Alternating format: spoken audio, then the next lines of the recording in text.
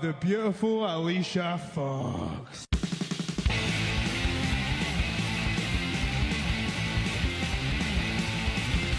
Spoke to you and said this, Bob, but my name's Billy. It doesn't matter what your name is.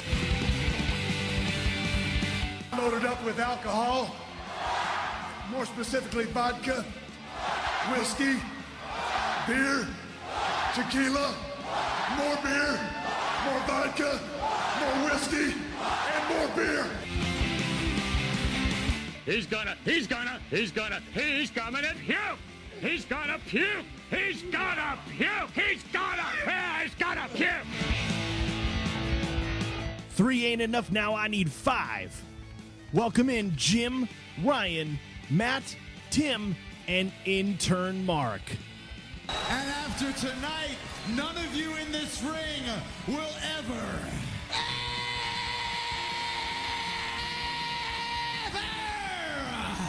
be the same again. Oh my goodness, what do we do? There's a 1, there's a 2. Oh! Wow. Oh, wow. Welcome to 3 Count Thursday, live here on our Facebook page. Yeah, we're one short again. Guess Ryan's allowed to take vacation every week. I don't know.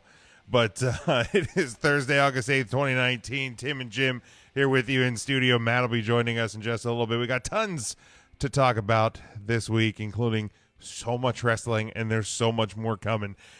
Predictions galore, and Oldberg rides again. But first, our show is brought to you by Alicia's Pillows and Things. If you're decorating your home, you want it to reflect your tastes and your likes, so why not add decor that reflects your sports, movie, or TV fandom? Alicia's Pillows and Things is your hookup. They feature pillows of all sizes, stools, and more with your favorite sports teams and characters. Log on to our home network, NGSCSports.com. Find the Alicia's Pillows and Things tab on the homepage and place your order. Tim, how we doing, bud? I have a voice now. I'm good. Life's good. No complaints. Yes. Happy Thursday. Happy Thursday. Thank God. Yeah. Only one more day. One more day. One day more. Make sure you head over to 3countthursday.com. That's our homepage. You'll find all of our social media links, our YouTube link, our merchandise at whatamaneuver.net. What a maneuver. Thank you. Patreon.com/3countthursday. And I'm going to tell you, I know we peddle this Patreon thing every week, but man, this one got real. This one was real, and it was also really good. Like, you ever have like those perfect storms where like everything works together. Subconsciously, the playlist that Big Jim had on in the background during this conversation was high key the best thing. Yeah, like it worked out well. It matched well. Everything was good. The serious Pop Rocks Channel 17 worked out real well this week. Yeah. I can't see any comments on the video, so you might gotta swipe it. You might. I'm swiping. I'm comments off, comments on. I don't know what the hey is going on with this week. There's always something with the technology. I'll stay. So you have to help out. Maybe I can, if I pull it up from the actual Facebook app, not the Pages app. We'll figure that out. But again, head over to 3countthursday.com. Everything's over there. Mark got his from the desk of intern Mark WCW on there this week. So make sure you check out everything going on. There are 3 shows on the calendar. We will not be at any of these, I don't believe. It's a busy weekend. Yeah, a little busy. For watching wrestling from the home front as well. But one, if you're in California, this is not necessarily a indie company not in our area this weekend, but GCW's Joey Janela's Escape from LA is tomorrow from the Ukrainian Culture Center in Los Angeles. It's at 8 p.m. So if you're in California, go to the show. If you're not, it's on Fight TV, so you can check that out. That one's got a solid card. Two shows in our region that we support and love. ACW and Rogue Women Warriors, One Crazy Night. That is Saturday night at Club Reverb in Reading, PA. Doors at 6. Bell time is at 6:30 on that one. A lot of legends. I think Gold Gilbert, not Goldberg. Goldberg's at the one on Sunday. Goldberg's at the one in We Toronto on Sunday. We got the better one. Yeah, we got the better one. Gilbert is going to be at this one. Dwayne Gilbert. And many more. Make sure you head over to I think it's we have the link on our upcoming indie shows page. You'll be able to find all the guests that are going to be at this one. And PPW, they're moving. They're not going to be in Hazleton this weekend. Their normal spot. They're going to be up in Scranton. The Brawl at the Mall. Ooh. It is the Marketplace at Steamtown. That is on Saturday in Scranton, PA. Doors for the meet and greet are at 5. Bell time, like usual for PPW shows, is at 7.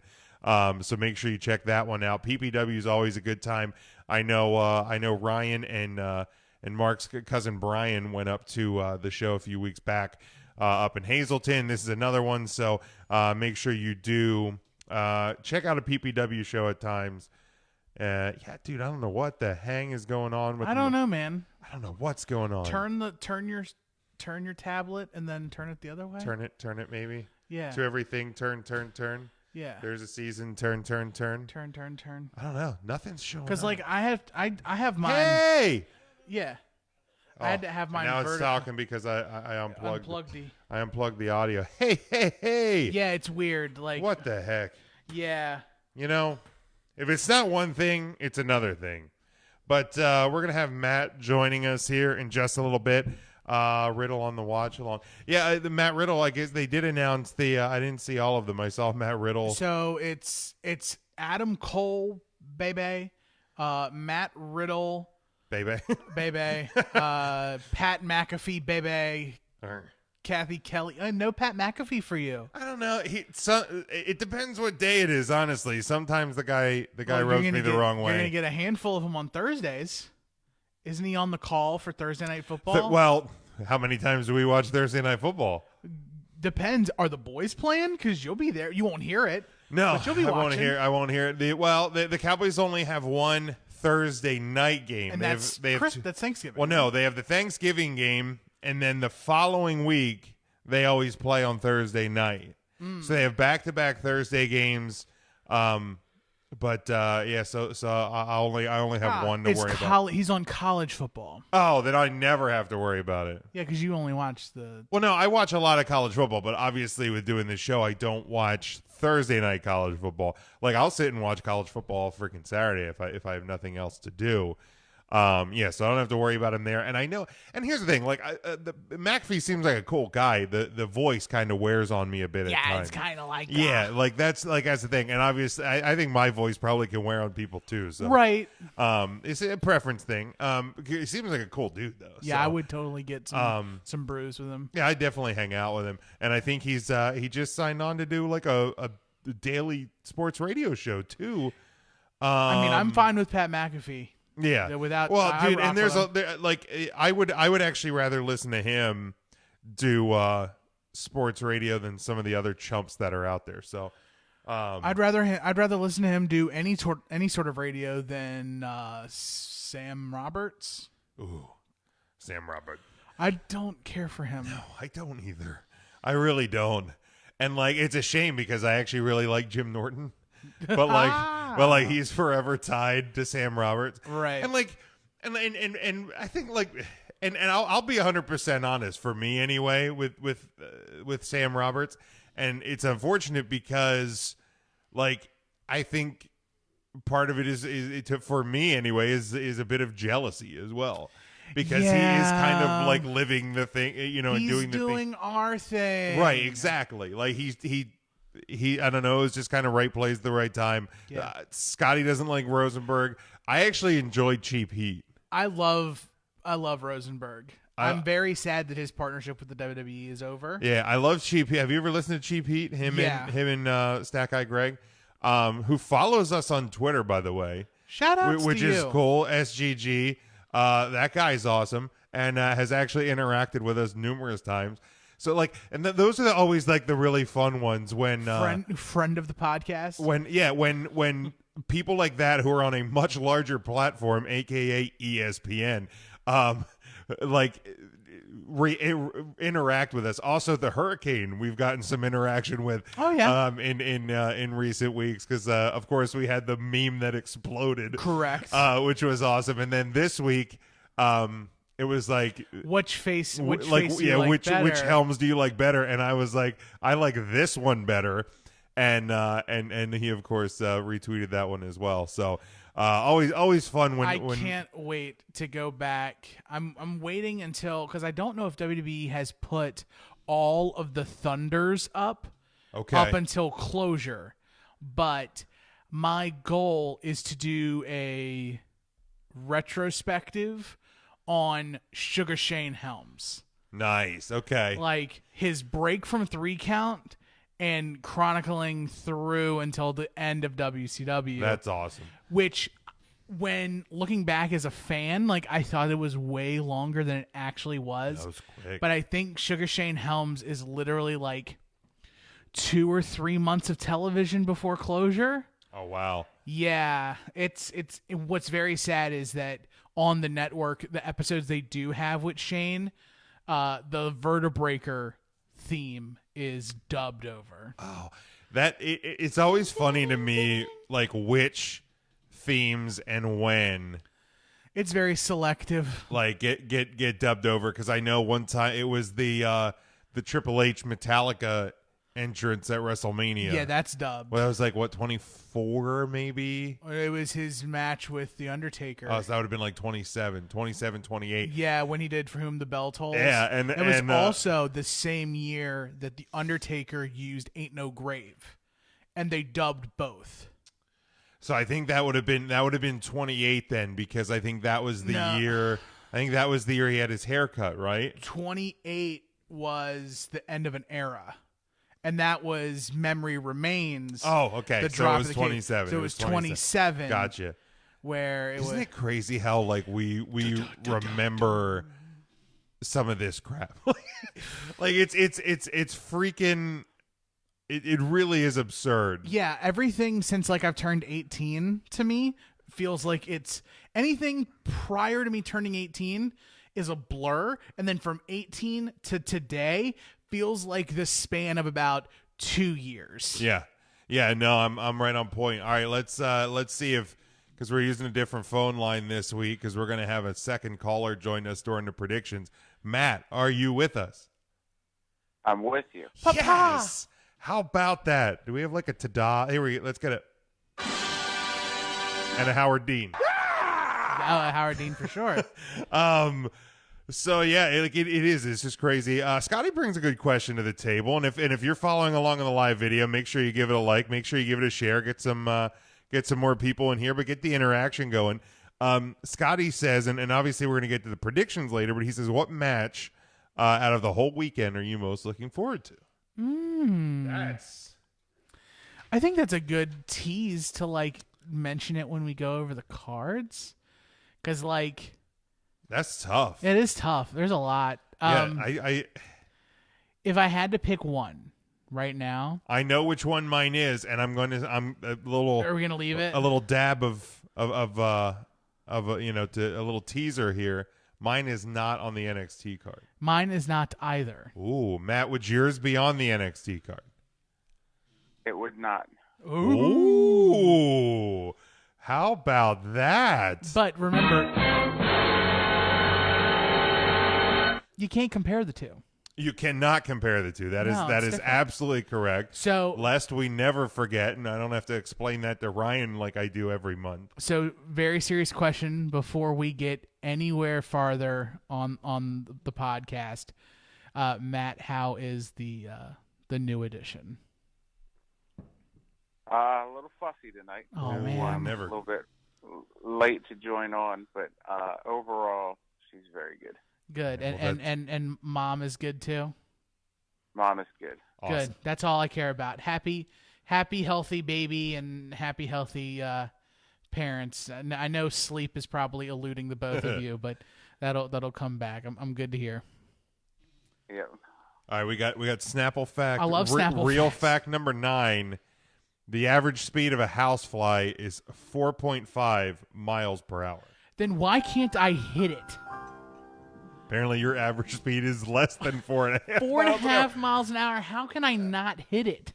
I don't know, them little bastards. Just Apparently, but see, it's the average speed. So apparently, you're encountering all the fast ones. yeah, I'm catching all the fast You're ones. catching all the fast flies. Because I don't sneak up on them fast enough, or I have a big wind up. My greatest moment, at least in terms of my fly killings, maybe it was my greatest moment ever. I haven't really done a whole lot of great things in my life, but I was all these episodes of 3 Count Thursday don't compare. I was playing drums with my band, and we were rehearsing, and we had built a studio. In the one guy lived on a farm, and he lived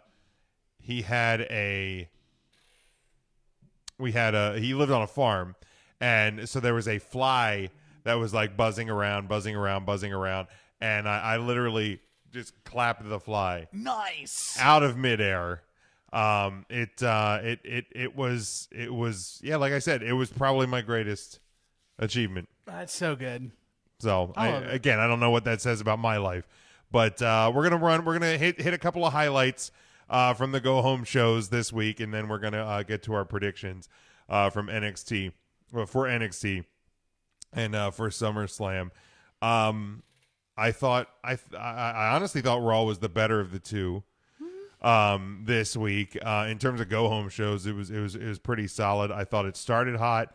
Obviously you had the moment of remembrance for Harley Race, but then you jumped right in with Samoa Joe. You went right into the women's tag match.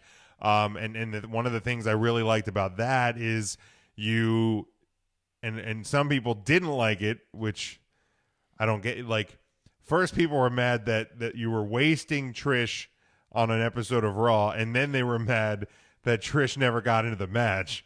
I'm like, that was the idea, folks. So I don't know if anybody's read, but apparently USA really liked the bump in ratings that came with the Raw reunion, and have pretty much said to WWE, hey, more legends, please. Sprinkle some legend dust on there. That's why on this Raw we had Shawn Michaels and Goldberg and Trish and Kurt Angle all together. Oh, that's right. We did have Angle. Because he is the latest victim of the Fiend. Right, the latest victim of the Fiend. It was in Pittsburgh, so it's easy. And you know, it wasn't one of those situations where I felt like and if you count Brock Lesnar. I mean, he is a legend in his own way, so I guess you could count him. But like, but it wasn't one of these things where like Michaels didn't feel forced. Angle obviously didn't feel forced because they were in Pittsburgh. Trish obviously, it was part of the feud. So as long as it makes sense, then I had no problem with it. The probably the worst segment on the show, and I agree with a couple of the comments, was like the Rollins Lesnar. Like it felt too long for one. Well, Seth channeled his inner Undertaker and took 17 minutes to get to the ring. 22, get it right. Sorry. But well, he's a little younger, so it took him a little less. God, and it wasn't an 80-yard ramp either. That's true. So. Like I get what they were doing. It just I don't think it hit the way they wanted it to. I'm a little lost with what they're doing with Rollins right now. I'm a little confused, and I don't know what Sunday will mean, or what will I obviously have my theory on what will happen on Sunday that we'll discuss in a little bit, but it's a little strange. Yeah, it's a little strange, especially with Seth and his promo where he guaranteed that he would beat Brock Lesnar for the Universal title. Yeah, that's like nobody just guarantees stuff anymore. Right. I mean, Paul Heyman guaranteed that Lesnar would cash in successfully. But when your manager does it, it's one different. thing. But Right, when it it's is different. you, Matt, what's your kind of current take on Rollins? Like, I feel like you went from like Kingslayer to like Beast Slayer. Beast Slayer, Kingslayer, Beast Slayer, and then you were like he got tied into the Becky Lynch stuff. Man's man. And then like now I feel like he's just kind of fish out of water. Dude. Yeah. Yeah, there's no real direction to what Rollins is doing at this point, which is a shame. But, I mean, I think that was kind of the worry for me. Just kind of he might get lost in the shuffle of all of it. Like, all the primary focus is obviously going to be on Brock at this point. And then, like, he's just basically turning into Becky Lynch's boyfriend, which, I mean, it is what it is, but I think he's too talented to just be kind of there. Yeah. I think they need to do more with him than they are at this point. Yeah, they toned down Seth's connection to Becky since Extreme Rules. Mm-hmm. I mean, you had and that storyline was kind of done. So like it was a one and done. It killed off both the feud with Lacey and the feud with Baron. I mean, it was and now neither of them have been seen on TV. Yeah, since. it was a multi-month story that had a payoff, that had the payoff that people wanted was, Corbin and Lacey not winning. They have gone away, but again, remember, WWE doesn't ever listen to people. It's I will say this, that heel Rollins greater than symbol face Rollins for me. And I know I'm like a heel guy, but like I think Seth, and I don't know if it's because of his tone of voice, his I feel like that allows itself to be a lot more hateable than likable. And Scotty comments here that he thinks it has something to do with the things Rollins has said on Twitter and in interviews. No, because and I'll call bullshit on that, just because people are choosing to interpret things from a defense of Moxley way.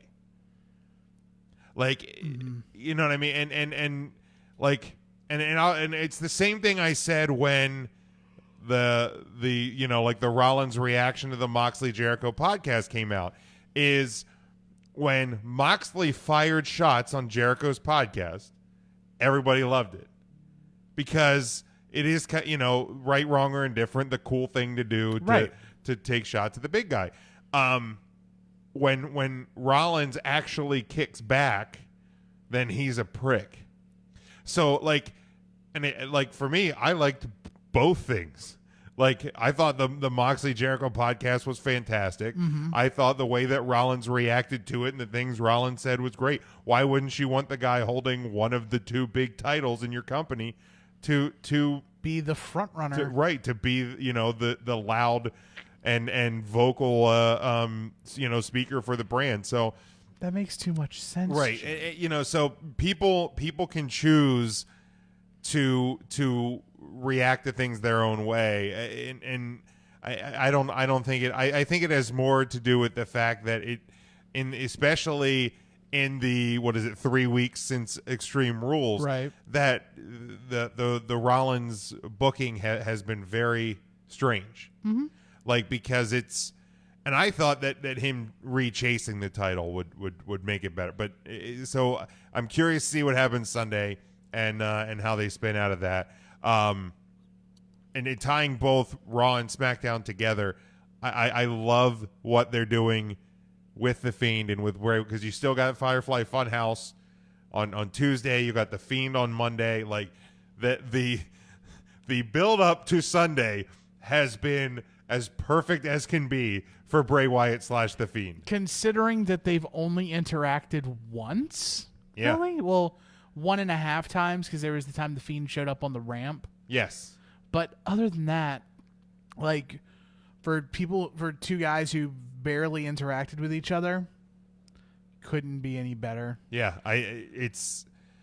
but obviously we'll talk more about the match and the and what it could mean for Bray / the Fiend when we get there. So my favorite thing from the 2 days of television, though, is something that carries over from Raw to SmackDown, much like the Fiend stuff does, and that is the espionage, the mystery, the question wrapped in a riddle, wrapped in an enigma of who wants Roman Reigns' who wants body. to kill Roman Reigns. Yeah, and like the interaction with Samoa Joe at the airport was great, and then Joe wanting retribution and like wanting all that, and then Roman going to Monday, Joe, actual Samoa Joe, not Samoan Joe. Gotcha.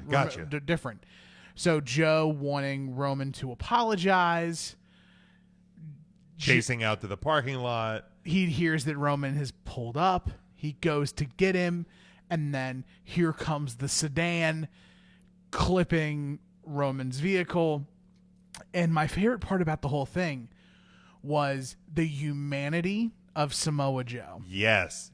Where he turned off the ass kicker and was like, yo, hey, listen, stay down. He's like, can I get some help? And like, and it gave me just a little bit of a chub to think that we could be possibly getting Samoan Joe's, the tag team. Yeah, I mean, my two Joes, Joey Samoes. I don't care. Samoa and Samoan. Finally closing the circle that all Samoans are related. So like finally looping Joe into that. Yeah, no, and obviously you get to SmackDown. And Roman righting that wrong and publicly apologizing, saying that he's sorry for dragging his name into the mud. And then we got the revelation. Ugh. Man. Like, of all the people that it could have been. Talk about a fart in church. That of all the people that Budrow Murphy, a.k.a. the best kept secret on SmackDown, a.k.a.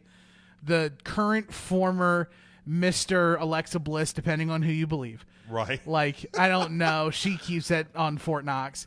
It's smart. Yeah. Smart play by her. I don't know where they stand. Anyway, of all the names he could have uttered out of his big, dumb, jacked Australian mouth, he says Rowan. It's like, right, like when he said it, I was like, Roman? Did he say Roman did it to himself? No. I'm like, what? I was so heckin' mad, Well, bro. And then they cut to Daniel Bryan and Eric Rowan, who were just as confused as we were, I felt like. Rowan was channeling that big dick energy just. And like Daniel's looking at him like the kid who like threw paint on the new carpet. Like, what the fuck? Like what? Like the disapproving teacher who knows he has to send that kid to detention for spitwads. You Right? Like- disrespectful, stupid idiot. Like Daniel's just like, why? I'm still not even sold. I'm not even sold. I bet Buddy Murphy doesn't even know what Rowan looks like. Well, probably not. But he even like tweeted something out that was like, if you know, like that he's still willing to fight him. Or so I'm not convinced that like this is the actual end of that story. Like Matt, when you heard Eric or when you heard Rowan, did you have the same like we did? Oh yeah, for sure. It just didn't really make sense or like fit with anything. Right. It's kind of confusing overall. Yeah. I think confusing, senseless. all of those words of things that don't make sense. Yeah, presto strango is what it was. It doesn't like. It literally could have been anyone else. I would have been fine if it had been EC3. I would have been happier if it would have been Goldberg. Like, why Rowan? Like, it just like, and here's the thing. Like, I think that the Daniel Bryan, Eric Rowan tag team is just fine. It's great. Like, you don't have a place for Daniel Bryan in the main event picture right now. And you absolutely don't ever want to get rid of Rowan for some reason. Yeah, it doesn't make sense. So, yeah. Sure, yeah, like, okay. But, like, if you were to believe, because here's the thing, because theoretically you could say, like, oh, Luke Harper could be Daniel Bryan's partner. But if you want to believe who is, like, the angry vegan guy's tag team partner, Eric Rowan seems to look and fit that bill perfectly. Because I bet secretly he's a vegan too. Probably. Because he's just in the back, just eating fistfuls of kale. Just let me hate him on every. Yeah, exactly. So no offense to any vegans. No. I love all vegans except for Eric Rowan. That guy gotta go. Right. He's got Kali heat with me. He's got to go. Send him out of here. Who do you dislike more, him or Kali? At this point, Eric Rowan, because he's on my TV more. But if for some reason on October 31st he goes over to Super Saiyan Show 4 and they just accidentally leave him there, I'm fine. They just leave him in the desert? Leave him. Jeez. Sorry, I'm not a fan of the guy, but ran out of room. I'm not going to have him left in the desert of Saudi Arabia. Why not? I mean, he could probably punch a mountain lion. I mean, he probably could. But yeah. Okay. If they even have mountain lions. I say I don't know that this is all comedy for the record. Right. We're not actually hoping this. But Eric Rowan can get lost in Saudi Arabia. I hope his flight gets delayed. Matt, what was your favorite part of the 2 TV show week? I mean, I think overall it would have been the whole segment with Roman, just because it's something different than what we're used to seeing with Roman. I mean, it's even popping up on like IMDb, so I think it's kind of cool that this storyline isn't just like Roman booed again or Roman getting another title shot. It's Roman like with an actual storyline that isn't just like him being forced down our throats. Yep. And it's a different dimension to Samoan Joe. Mm-hmm. And I had a dispute, however you want to define it in a dictionary. If it happened on Twitter, it was an argument. It was probably a dispute. But my point was that, because everybody was saying, oh, this is the same old Roman. But, and I'm like, well, first off, he's not in a main event picture. So even at that point, it's not the same old Roman. But when you get past it, like you're seeing him in street clothes a lot more. Even when he's coming to the ring and promoing, he's in street clothes a lot more. Cool. Thanks, Gerald. Appreciate you watching. But like,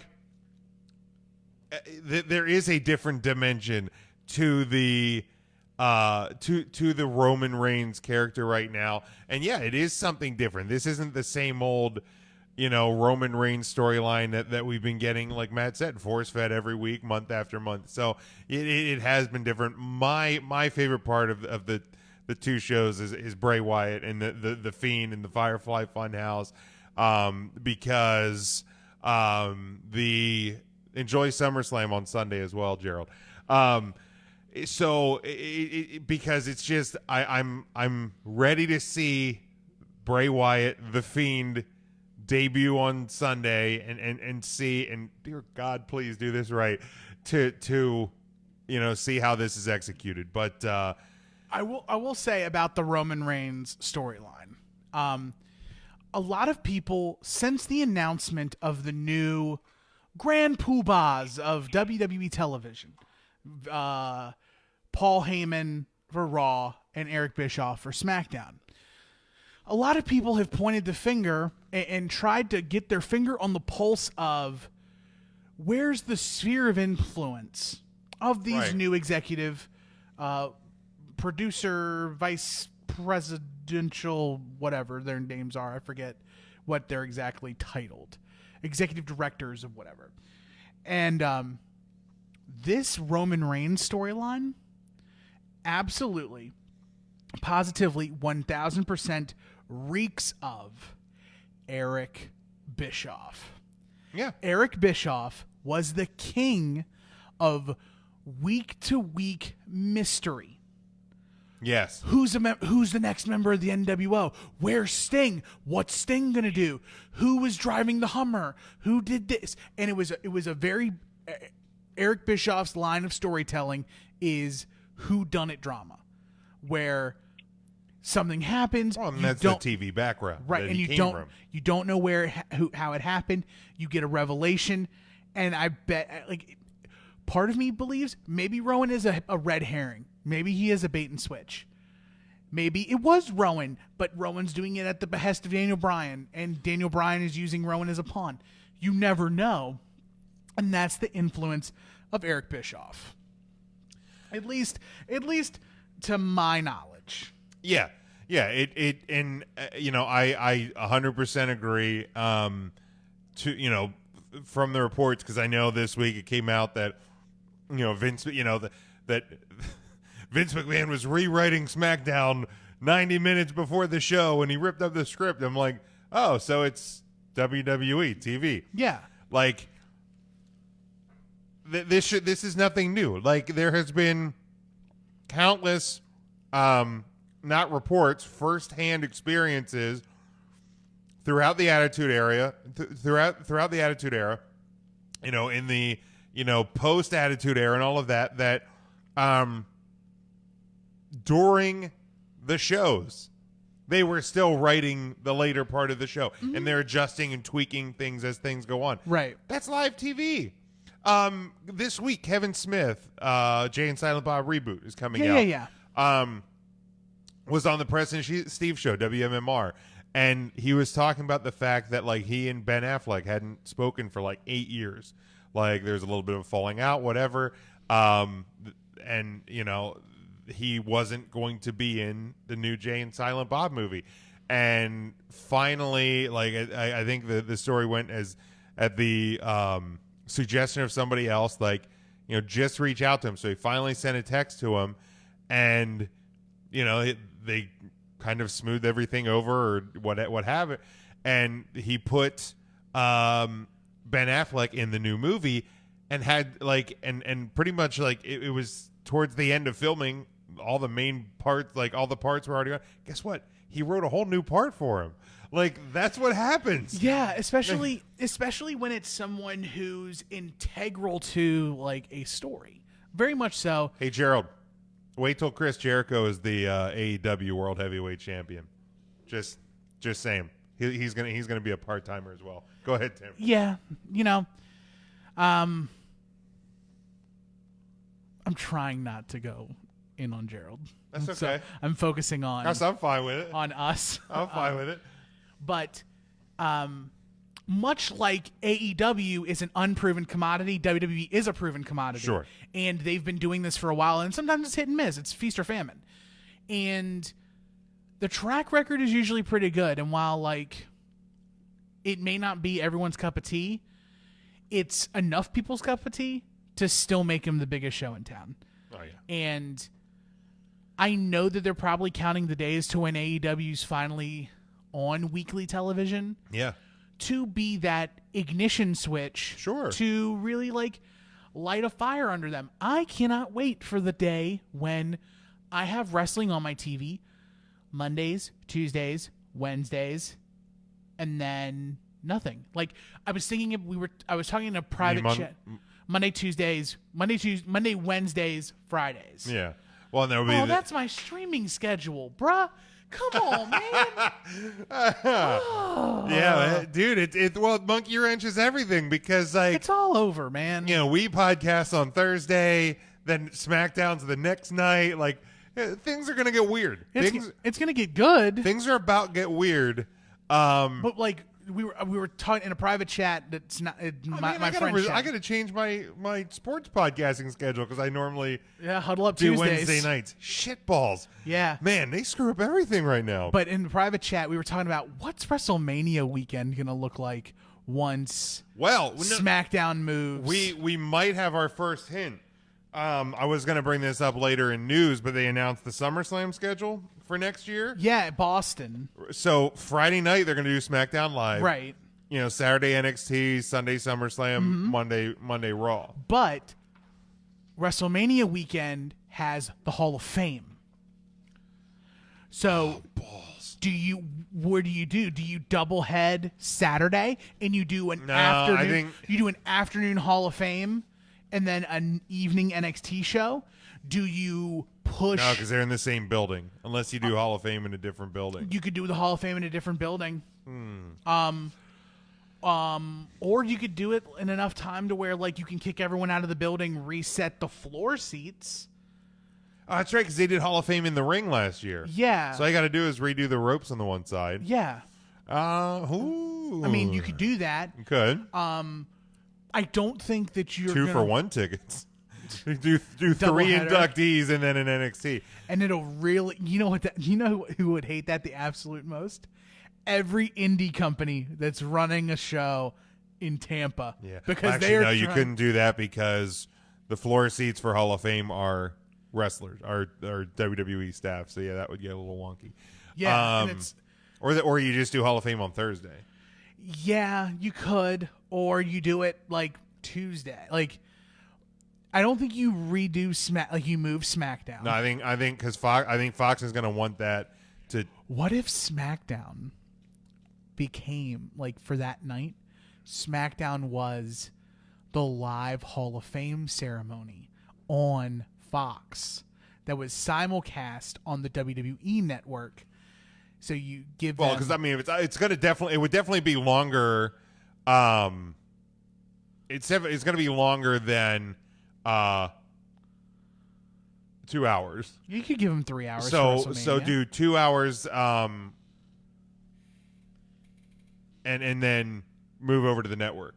So that gets people to jump into the network. You know what I mean? So you do something like that, but. Either way, man, it's there's so much to think of, and that's a long ways away. I mean, we're 200-something days away from WrestleMania 36 at Raymond James Stadium for WrestleMania Pirates. I think it's 242 days. WrestleMania Buccaneers. As of today, I believe. Again, if you're following along in the live video, make sure you give it a like, give it a share. We'd appreciate it. We're going to move into our predictions. Because this is a big weekend, obviously NXT and SummerSlam, but this week because obviously no Ryan because he's freaking... Ryan did not sprout 3 heads, and all the heads are way better looking than his original head. Ryan's bogarting all the freaking PTO time that we have here. And he doesn't even bring us any Grotto pizza. That ungrateful. It's bullshit. He goes to the beach numerous times. No Grotto pizza. No red hot pizza tuggos. Nothing. No saltwater taffies. No boardwalk fries. No. I don't care if they didn't keep. It's the thought that counts. No. Kettle corn. None of that. He don't even bring us a dang seashell. He goes. Yeah, anyway, we could put it on the table. As decoration. Yeah, we got who's its and what's its galore on this desk. But we do have another member for the team this week. All right. She was our guest last week. Oh. Brittani Nikole. We're bringing her back in this week. What an upgrade. For the prediction. Yeah, I'm much better than Ryan. Yes. Brittani, you would bring us pizza, correct? If you went to the beach and came back? I would definitely bring you pizza. Yeah, I would bring you I would definitely bring you saltwater taffy too, because that is my jam. That I would you know bring you that. That's the kind of attitude that's going to keep bringing you back, and we appreciate that. And so we're going to jump into it here. We're going to start with NXT. We'll move to SummerSlam then. So we'll I'll give mine. I'll read Ryan's and Mark's because they did submit their picks. Go down the line, Tim, Matt, and then Brittani, you as well. So let's NXT Takeover, of course, this Saturday night from the Scotiabank Arena in Toronto. Tim, stop smacking the microphone. I was dramatically turning the sheet, and I bunched the microphone. I'm sorry. I'm very excited to be here. Thank you. Well, Scotty says hope Ryan doesn't hurt his ankle again. Well, hopefully there's no Burger Kings at the beach, because that's where he hurt his ankle last time. So yeah, shots fired, Ryan. All right, let's start. Candice LeRae versus Io Shirai in a singles match. I have Io Shirai, as does Ryan. Intern Mark has Candice picking up the win. Io Shirai's new character is awesome. Yes, absolutely. She looks like the leader, the actual leader of the Crazy 88 from Kill Bill. Like she's the Yakuza, the girlfriend of the boss of the Yakuza that actually fights. And that's why I'm picking Io Shirai. Very good. Can't argue with that logic, Tim. Thank you. So yes, Io Shirai for sure. The theme is boss. Yeah, I mean, Io Shirai, I mean, I love her new look. I love the whole new attitude. But, I mean, I got to go with Candice just because I'm hoping she isn't following in the footsteps of her husband and being this person that always gets knocked down just to get up and get knocked down again. So I got to go with Candice because I adore her so much. So Candice LeRae, even though I love Io Shirai. This one's so tough. It's going to be a good match. It should be. This one I think is a sleeper on this show because the remaining 4 matches are heavily weighted with a lot of not that either of these aren't well known, but this is kind of getting lost, I think, in kind of the glitz of the rest of the card. And it's not very often that the non-title match on a Takeover card is women. Yes. Yeah. This spot would have gone to like Matt Riddle versus Killian Dane or the finals of the Breakout tournament, and instead it's Io Shirai and Candice LeRae. Yeah, which is awesome. Perfect sign. Scott and Devin both have Io picking up the win as well. All right, let's go to the NXT Women's Championship match. Shayna Baszler defending against Mia Yim. Intern Mark has Baszler retaining, but Ryan and I have Mia Yim picking up the win and your new NXT Women's Champion. I gotta go with the Queen of Spades. Still, man. What's the day count on her reign? Infinity, because I don't want her to lose the title until she goes to WWE. It's gonna be she goes up and just leaves it there. Yeah, I don't need this anymore. She's gotta drop it. She gets significantly better every time I see her. The more she wins, the more fans hate her. Perfect, great. That's the plan. You're right. The last Takeover, I don't know what it was. I don't know if the flip switch for me or whatever, but I bought in. Yeah. Big, and it was the first time that I was like, whoa, for real. She went not next level, 3 levels up. She's great. In Mario when you jumped over the warp pipe, she warp piped in the last. I appreciate that video game Takeover. reference. Thank you for that. Yeah, no problem, Matt. I mean, I think they have been building up this title reign just for the right moment to pass it on, and I think the right moment is in this match to Mia Yim. I mean, I can't think of any other challenger that they could put up against Shayna Baszler that would make sense to give the title to then in this moment. So I'm going to say a new NXT Women's Champion crowned on Saturday.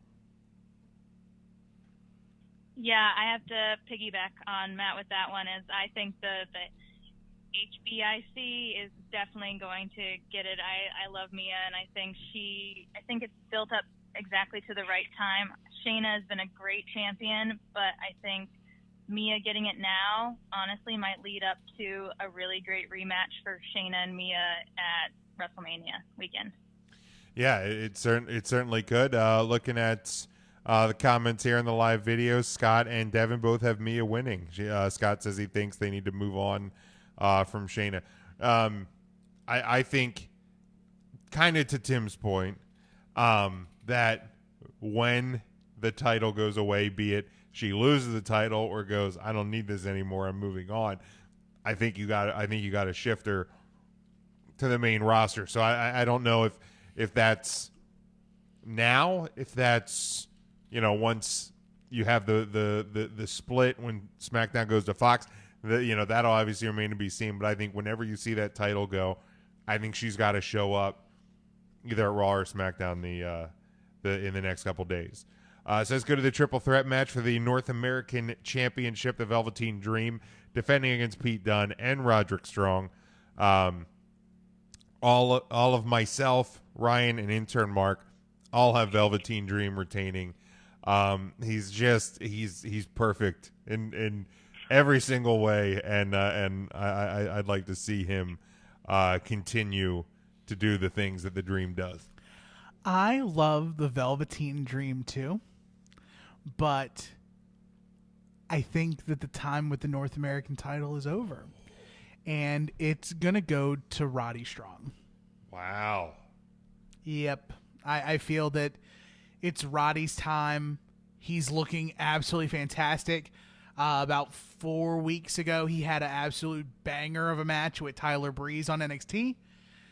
I think it's absolutely great, and I wouldn't be mad if any of these gents walked out with the title, but my inkling is towards the Messiah, the Backbreaker. All right. I also think it's time for Dream to drop it, but I have him dropping to Pete Dunne just because I think he did so much with the belt already in NXT that they want to kind of keep that momentum and let him get a little bit of a run with the North American Championship, just because he could do so much with it, not being from North America. I think that would just be the rub on that. Yeah, I mean, just having these three competitors together is so great. I really want Velveteen to keep it because I feel like there's some missed opportunities right now that could be used with him still having that title. I feel like we can still do things with him having that title. This is the whole who I want to have it and who I know is going to get it. Who I want to have it is Velveteen Dream, but who I'm going for is Roderick Strong, just because it does play a really good storyline with the Undisputed Era and everything. So, but oh man, those three together, it's going to be a really good match. NXT altogether, that whole pay-per-view is just going to be fantastic. Oh yeah, and it's they always deliver. Scotty and Devin in the comments both have Roderick Strong picking up the win here, and Scotty, to his question earlier, and Brittany, we'll get yours as well. Scotty asked earlier on, what do we think the match of the weekend will be, or what match are we most looking forward to? He says this one's going to be the match of the weekend, and it certainly has the possibility to. There's, I think probably every match, at least 4 of the 5, if not every match on this card, has the potential to do that. Again, Takeovers always deliver. So, NXT Tag Team Championship match. You have the Street Profits defending against the Undisputed Era. Myself, Brian, Mark, we all have the Street Profits retaining. For me, I think it has part of the reason to do with, they haven't had the titles for very long, and also the sprinkle onto Monday Night Raw that they've had, week after week after week. I think people are loving it. I think it's been the perfect way to introduce the Street Profits to, again, if just broad numbers, if there's 1 million network subscribers and 3 million people watch Raw every week, there's potentially 2 million people that, or more, that have never seen the Street Profits before. So it's a great way to introduce them. I think they're doing a great job at it. So it's kind of a twofold reason why I think the Street Profits retain here. You know me. I do know you. I love me some Street Profits. You do. So I think I know where you're going with this. I love me some Street Profits. But it's gonna be the Undisputed Era. It's gonna be Fish and O'Reilly, the God Kyle O'Reilly, if for anything else, I have been severely lacking in my hours of wrestling watched comparative to, or hours of watching Kyle O'Reilly on television equaling amount of times I've seen the title guitar. Okay, I need that equation back. You need that and title guitar back. I need him back on the sixth string. On the WWE Network, you can just go watch. But it's not the same. You want current. I want live action. Okay, you want. I don't want Memorex. I want the. I want. All right. I want him to feel it. All right. So you have the Undisputed Era picking up the titles, Matt. No, I have the Street Profits holding just because I think that this match is kind of going to be Undisputed Era's swan song for their run in NXT. I think they're moving up pretty quick, so Street Profits are going to hold on to the belts here. I have to go opposite of that and say that, the Undisputed Era is going to take those belts. I'm not going to lie. When I first saw the Street Profits, I did not like them. I was just like, what? I did not. And then when they started talking more and getting more, and then when they started doing those little segments and bits, I'm like, oh, God, I like the Street Profits. Why? Why do I like the Street Profits? And I love them. But I think the reason that they're bringing them and having these little peppered and sprinkles onto Raw and stuff like that, I think they're going to bring them up faster than they're going to bring anybody else up. I think that they're a great tag team to have, whether it's on NXT, Raw, SmackDown, whatever.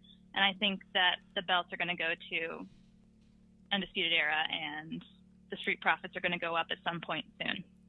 Every day, I hope that Angelo Dawkins gets down on his knees and he prays and he thanks God that Montez Ford came into his life, because the curse of greatness, the curse of greatness was more of a curse and less great for Angelo Dawkins. And then Montez Ford with that cup and them dances and his charisma is dragging Angelo Dawkins from the pit of despair into being tolerable on television, and I'm here for it. However we can make Angelo Dawkins great again. Let's just do it. Scott has Fish and O'Reilly winning. Devin has the Street Profits. Scotty says, what are in those cups? Wrong answers only. I'll let people leave it in the comments. We'll try and motor past that one because there can be a lot of interesting answers. Smart water. Jeez. All right, let's go to the 2 out of 3 falls match for the NXT Championship. Adam Cole, Bay, defending against Johnny Gargano. Myself and Ryan and Mark all have Adam Cole, Bay, retaining.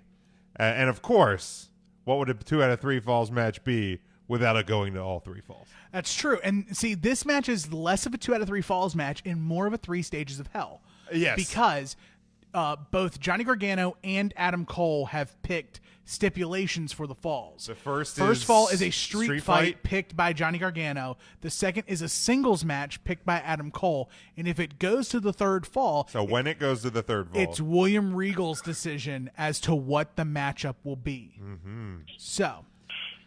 let's see if you're playing along with me at home, everyone. Oh, jeez. I picked Roderick Strong for the North American title. I'm gonna pick. I picked the NXT title match for the Undisputed Era. So clearly you're going Johnny Gargano here. I'm going Johnny Gargano. Wait, you mean really? Yes. Wow. Because I think, and this is what would it be if I didn't prognosticate? Oh, well, it would not be a 3-count Thursday before a pay-per-view weekend. Correct. I think this is where the Undisputed Era jump out Adam Cole. Aha. Everyone gets gold but Adam, and Adam fails. And they jump him out. Okay. Yes. So that's your post-match. Yes. Because with takeovers, there's always post-match things. Because it looked like they teased it last month. Yes. When Cole won, I thought they were going to jump out like Bobby Fish or Roddy.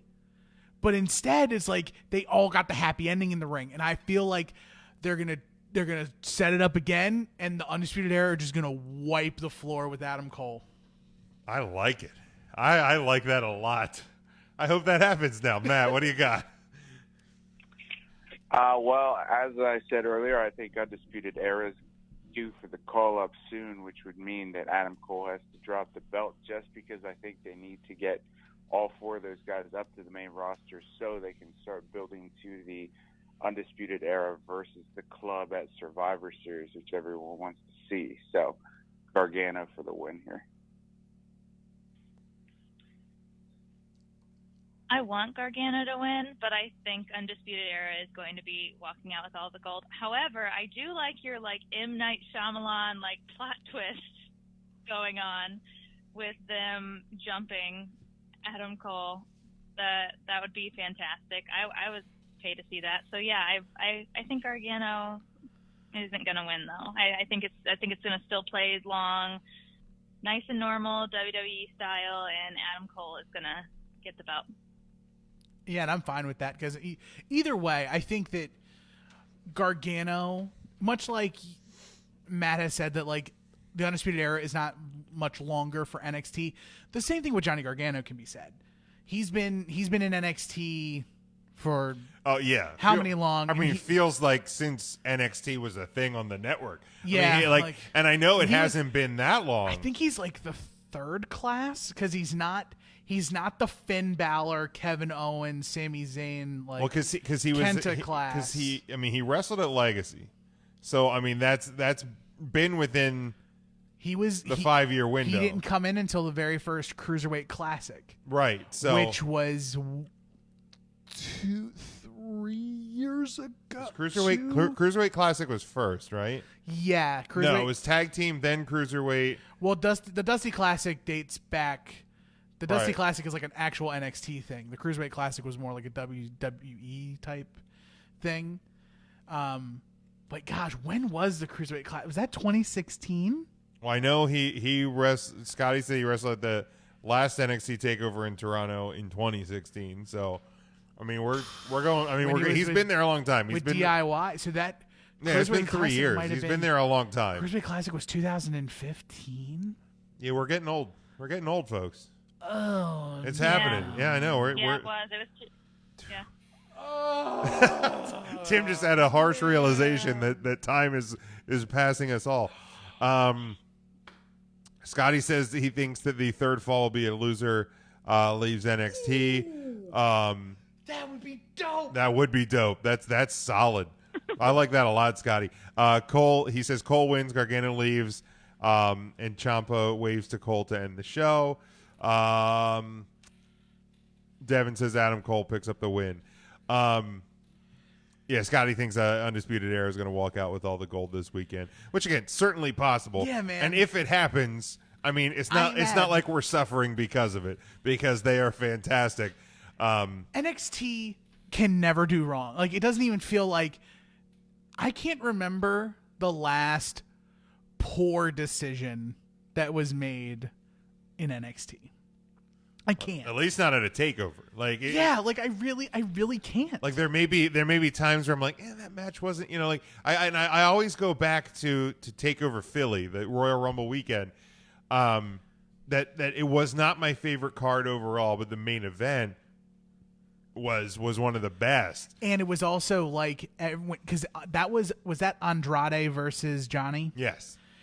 I remember seeing that match as the NXT title match, and I was like, I think everybody did this match. Because at that time, Andrade was an unproven commodity. Yes. And then the big coming out party. And then he became a proven commodity. Yeah, and now Charlotte's with him, so everything's great. Well done, sir. Any other thoughts, Tim, Matt, Brittany, on NXT before we move on to SummerSlam? I mean, I'm looking forward. It's going to be a great show. I'll have my popcorn ready. Yeah. I'm super excited. Yeah, I think it's going to be great. And I'm going to make my girlfriend watch it. Are you? Yep, she's gonna take this medicine. Look, yeah. I've had look. I don't know how much anime I've watched. I don't know how much other stuff I've watched. Babe, you can do anything else you want. We're watching wrestling. Enjoy it little by little, guys. I'm like, and it's happening week by week. I'll put Raw on. I'll put SmackDown on. She usually hangs in for about an hour. But and this has been my favorite part. This has been a long journey. She and I have been together over 10 years, Decade 11 years, over 11 years. And at first, if when she saw Then Now Forever start, gone. Light the carpet on fire. She was running out of the room that fast. But now she's hanging in there. She watches Ms. and Mrs. with me. She's watched Total Divas with me. Total Bellas with me. But week by week, when Mike Kanellis was on Raw, she goes, "Is that Cesaro?" She remembered, bald guy with beard. Little by little, it's happening. I'm telling you. And she's picking good guys to remember. Right. So, remember how, in the pre-show, post-show, spoiler alert, remember patreon.com/3 Count Thursday, pay a couple bucks. 3 Count Thursday, $2 a month. This $2 a month. This is a good one to hear. A whole month. What we talked about, the fucking happening, this is not the this is the opposite of the fucking. This is good. The holy fucking. The holy fucking. Because I never thought this would actually be a thing. Oh my God, it's happening. It's happening. All right, so let's move to Sunday and SummerSlam. Currently, and I do say this, I do stress this, currently there are 10 matches on the card. I expect at least one tag match to be added in the next couple days. I still think there's a possibility that a Roman Reigns match gets added onto this card from all of the the shenanigans of the week. So currently a 10-match card. We are going to do the PW scorecards. So on Twitter at PW scorecards, Facebook.com/PW scorecards. If you fill them out, if you're the best score to beat our best score, maybe we can scrounge up a prize pack. Yeah. So pay attention. Make sure you do that. But if you go to their Facebook, Twitter page, they express that I think it's 2 p.m. There, that's the cutoff time for the card, for the unscheduled appearances, all of that stuff. So there can and probably will be matches added to this card. But as we sit today, 10 matches on the card. We're going to start at the bottom, work our way up to the top. And let's do this thing. Same order as before. We got the singles match for the Cruiserweight Championship, and what I think could have a potential to kind of make everybody go, oh, shit, for the entire weekend. Drew Gulak defending against Oney Lorcan. Myself, Ryan, and Mark all have Drew Gulak retaining, but I will, put a asterisk on this. I would not be shocked to see Lorcan walk out of this with the title. Yeah, I am 100% here for the wild card, Drew Gulak. But Oney Lorcan is about to show out. Yes. And if you know anything of his independent work before coming to NXT as Biff Busick, he and Drew Gulak have a history, a past together, so they're very comfortable with one another. So... you know how best friends when they wrestle, you remember how hard Ciampa and Gargano hit each other? Yeah. Brett and Owen. Lorcan already hits people really hard, right. And so does Drew. Somebody's head is coming off in Canada. I have Drew retaining just because I think that he can do a lot more with it at this point. But I do think, Tim, you're right. This is going to be the showing off party for these two, and like Jim said, possible match of the night sleeper pick for me. Yeah, Oney Lorcan, when he in the independent world with Drew, they had some great matches. To be on this kind of stage and have them wrestle is just going to be it's going to be fabulous. Yeah, you're right. Somebody's head is going to get knocked off. And I also think that a lot of people, are sleeping on Oney Lorcan. A lot of people didn't think that he should have even been the person to go against Drew. So I'm really excited to see this match. I do think Drew is going to retain, but I'm really excited because Oney does have a lot to show these people. And I think a lot of people are going to be impressed with how well this match is going to go. That is one of what I expect to be two across the board sweeps as it comes to predictions for the weekend for us. Let's move to the next one. This is a match that a month ago I don't think anybody really would have seen coming, but I'm here for all of it. Charlotte Flair versus Trish Stratus in what could be Trish Stratus's last match. I know she kind of tweeted something along those lines, and of course everybody plays the Never Say Never card, but if there's not a better place to go out than in your home country and against kind of the this era's Trish, if you kind of want to like make the comparisons, I don't think there is probably a better time for Trish to walk away, which is why I have Charlotte picking up the win, because what better way to go out than on your back. I have Charlotte winning. Ryan and intern Mark have Trish picking up the win. Also, you never win in your home state, city, country, town, whatever. The last time Trish had her last match in what was then the Air Canada Center and now the Scotiabank Arena, it was against Lita, and she won. And she retired as women's champion. Unfortunately, I don't think she's going to have the same luck against Charlotte Flair. My absolute hope, and this is me being a little cynical and being a little less positive, but I hope Trish can keep up. I agree. Because taking nothing away from Trish Stratus, better, faster, stronger now than they were before. And Charlotte is one of the best to ever do it. And I also think that there, the height difference we have seen, for whatever your opinion on Alicia Fox is, sometimes the fact that she is that much taller does not help her. So in this match, that could be somewhat problematic too. I mean, I would imagine that this has probably been planned for a while, and hopefully that this match has been worked on for a while. But yeah, no, I all valid points, Tim. So you have Charlotte winning. I have Charlotte winning over the very absolute part-time Trish Stratus, Gerald. Matt, go ahead. I mean, before I make my prediction, I don't know how you can mention Alicia Fox without the Stone Cold clip, but I will hit it. Go ahead. Okay. All right. So, obviously, Trish is my favorite of all time, but she's coming back to just elevate Charlotte more. It wouldn't make sense for Charlotte to take the loss in this, so Charlotte gets the win. I agree. Charlotte gets the win on this one. I love that Trish is coming back, but it is just to boost the fact that they wanted Legends. She didn't make the Legends show.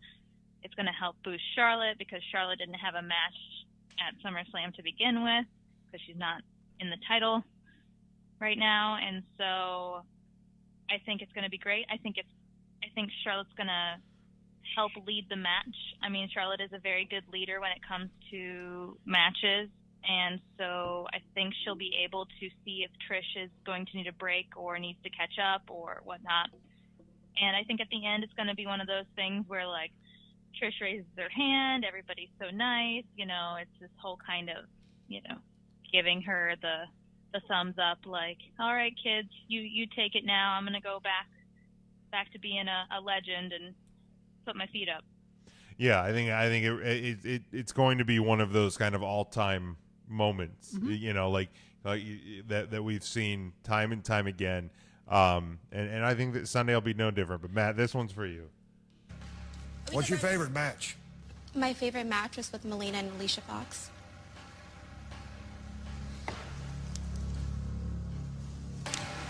Who? Classic. That clip will never get old. Is this match the closest we're going to get to the female equivalent of Rock Hogan?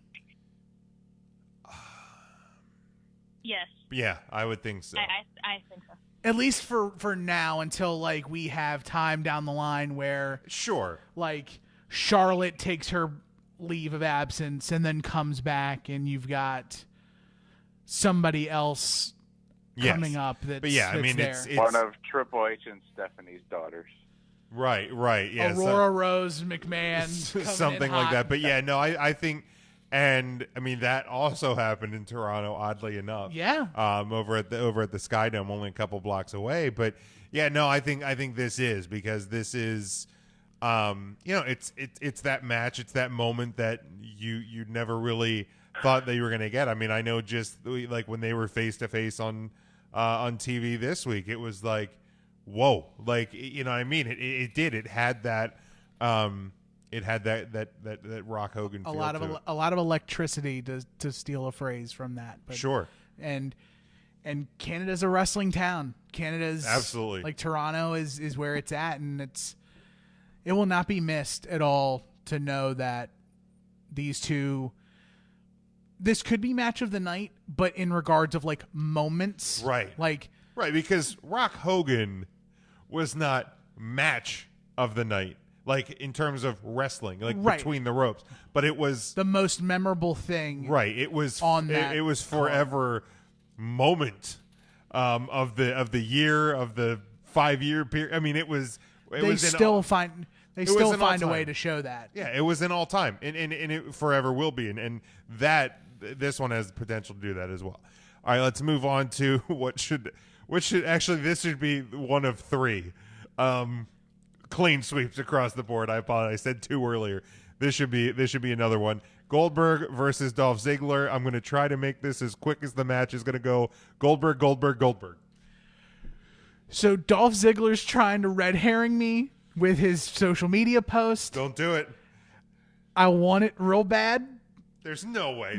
But there is, because they're running out of people to send to Saudi Arabia. And you can easily call up the Ryback. What is the Ryback doing? Like, what is he doing? He just got a stem cell treatment. I know that. All right. So he's going to be healthy. He's hungry. He's hungry. He's hungry. He loves to eat.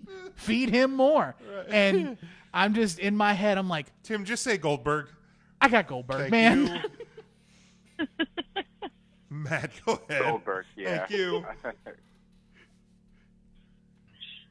I gotta have to go with Goldberg, even though it's just Goldberg.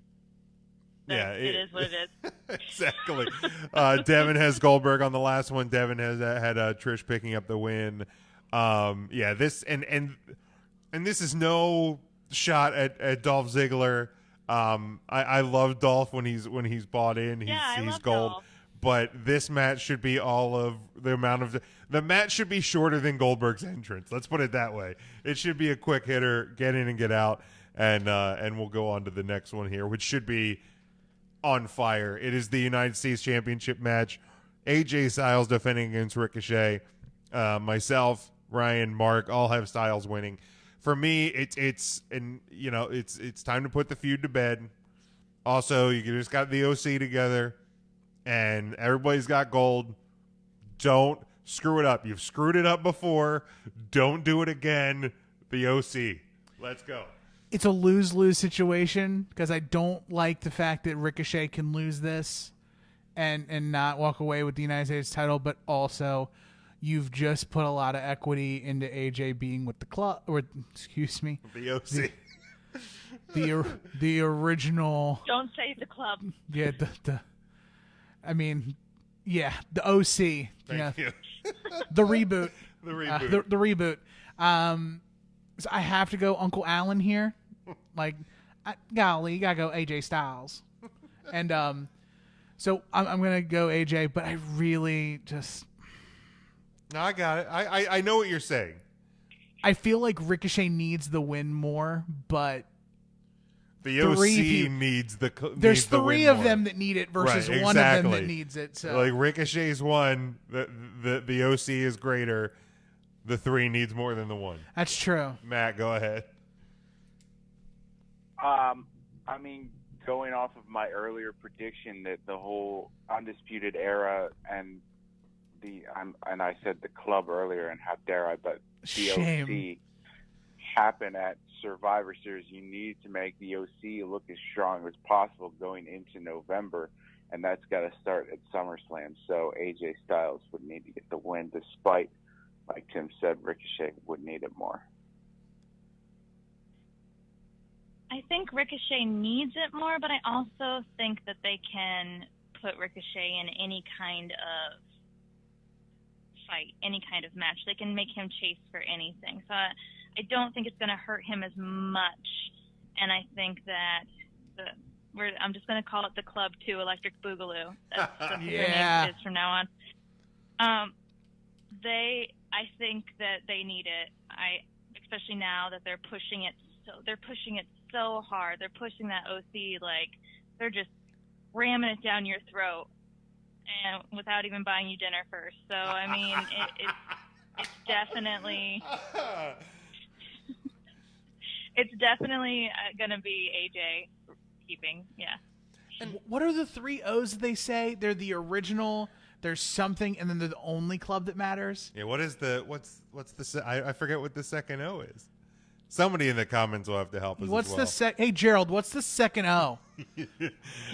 For the OC. Gerald. Yeah, Gerald's really intense tonight. He's fired up. He is. But I also think too that there's obviously the possibility, and I think Devin even predicted it. I know he said Styles for the win. Williams said AJ wins by interference from the OC. So I think that's where you protect Ricochet a bit, because the OC gets involved. So yes, Ricochet doesn't get the title. But it's not the cleanest of wins. If you do a DQ, it doesn't let Ricochet go off. Well, I don't think it's a DQ. It's an interference. Like Gallows and Anderson just show up at the top of the ramp or something like that. Ref bump Magic Daddy. Yeah, something like that. So the feud's over, but Ricochet doesn't get egg on his face. So all right, let's go to the next one here. If somebody catches up on the middle O, we'll hit that back. We got the singles match, and this should also be one that I don't think should be very long. I think if this match goes longer than 2.5, you're probably doing somebody, and by somebody I mean The Fiend, a disservice. Bray Wyatt versus Finn Balor. It should be listed The Fiend versus Finn Balor, but I wrote down The Fiend. Ryan and intern Mark gave me Bray Wyatt, but I think we agree that it's not Finn Balor. Yeah, it's absolutely The Fiend.